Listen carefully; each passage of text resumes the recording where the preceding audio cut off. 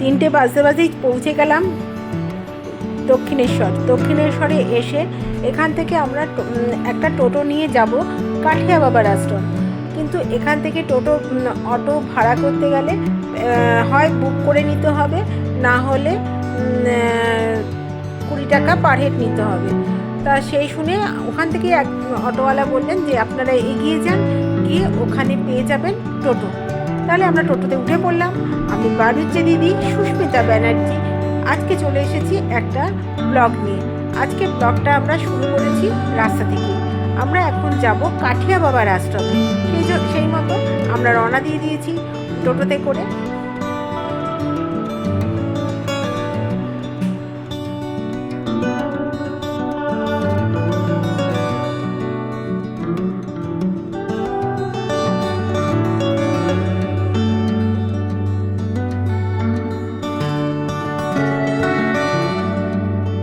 আমরা 10 টাকা অটো ভাড়া দিয়ে পৌঁছে গেলাম কাঠিয়া বাবা আশ্রমে। কিন্তু মন্দিরটি যেহেতু খুলেনি, 5টার সময় খুলবে, তা ওখানে কিছুক্ষণ দাঁড়িয়ে থাকলাম এবং ফটোশ্যুট করলাম।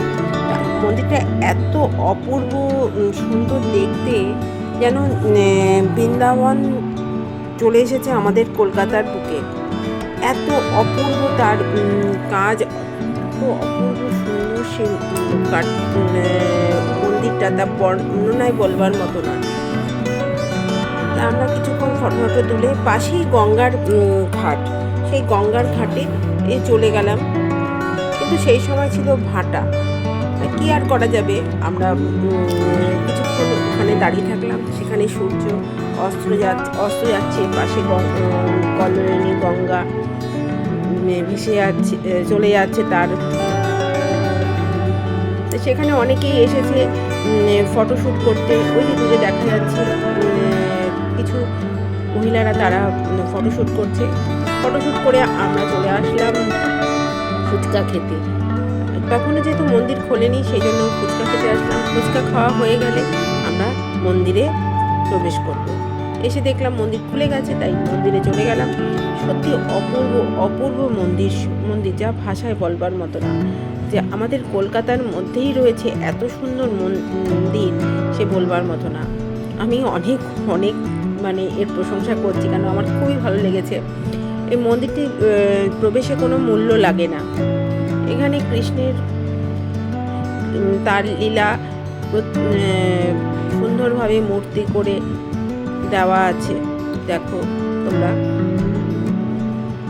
শ্রীকৃষ্ণ বলরামজি,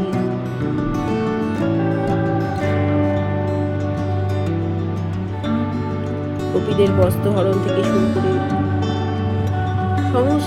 সমস্ত লীলা এখানে তুলে ধরা হয়েছে।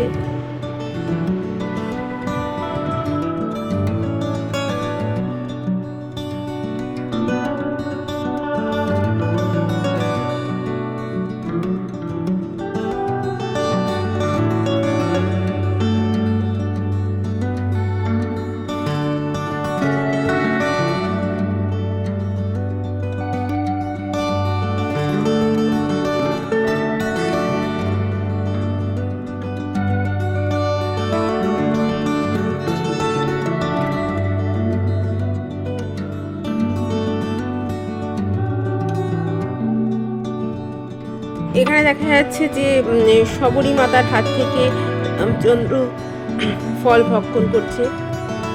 রামচন্দ্রের ক্রিয়াকলাপ এখানে রয়েছে।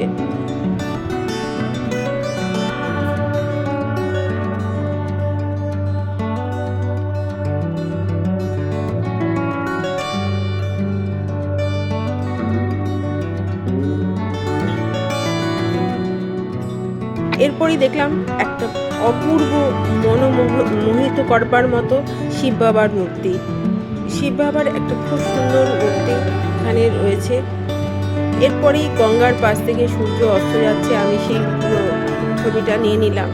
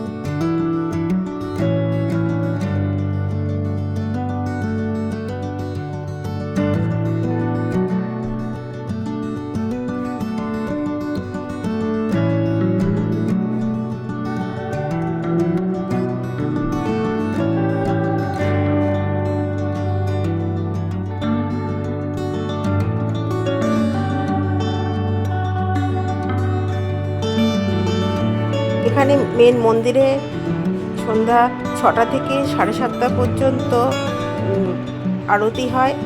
সেখানে ক্যামেরা অ্যালাউ না, এবং ক্যামেরা ধরতে পারলে, ভিডিও করা ধরতে পারলে এখানে জরিমানা দিতে হয়। আর এই ভিডিওটা তোমাদের কেমন লাগলো তোমরা অবশ্যই কমেন্টে জানিও। যারা আমার নতুন বন্ধুরা আছো তারা চ্যানেলটাকে সাবস্ক্রাইব করে বেল নোটিফিকেশনটা অন করে রেখো। আর যারা আমার পুরনো বন্ধুরা আছো তারা একটা লাইক, একটা হাইপ করো, কেউ ভিডিওটাকে স্কিপ করো না। স্কিপ করলেই কিন্তু মিস করে যাবে, কারণ অপূর্ব সুন্দর এই মন্দিরটা।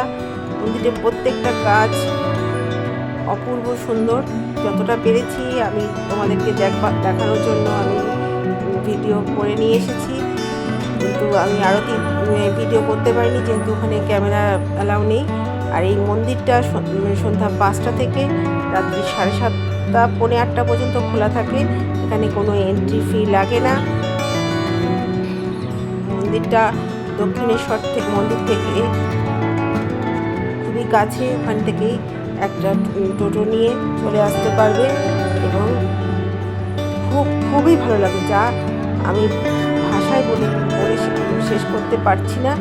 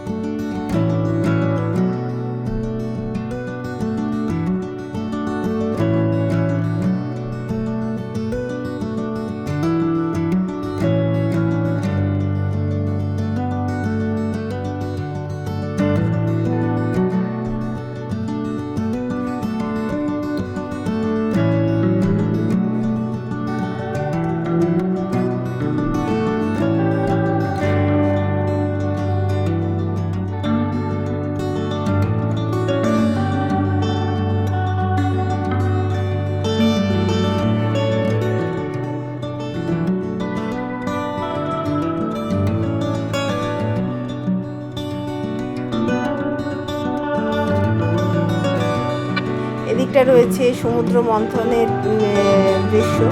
সমুদ্র মন্থন দেবতা এবং রাক্ষসের যে লড়াই হয়েছিল সেই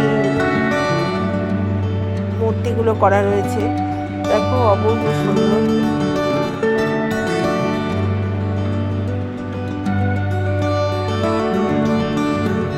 দেবতা এবং রাক্ষসের যে তার লড়াই হয়েছিল এবং তাতে যে মা লক্ষ্মী উঠেছিলেন সমুদ্র মন্থন করে। তারপরে এখানে রয়েছে সমস্ত সাধু সন্তরা, মুনি ঋষিরা, তাদের মূর্তি করা রয়েছে। তাহলে ভিডিওটা আমি এখানেই শেষ করছি। কেমন লাগলো তোমাদের অবশ্যই কমেন্টে জানিও। সবাইকে অনেক অনেক অনেক অনেক ভালোবাসা, মন থেকে প্রাণ থেকে সবাইকে অনেক ভালোবাসা। তাহলে টাটা, বাই বাই। আবার দেখা হবে অন্য কোনো ব্লগে। আমার প্রিমিয়ারে যুক্ত হওয়ার জন্য সবাইকে প্রাণ থেকে অনেক অনেক ভালোবাসা। Tata, bye bye.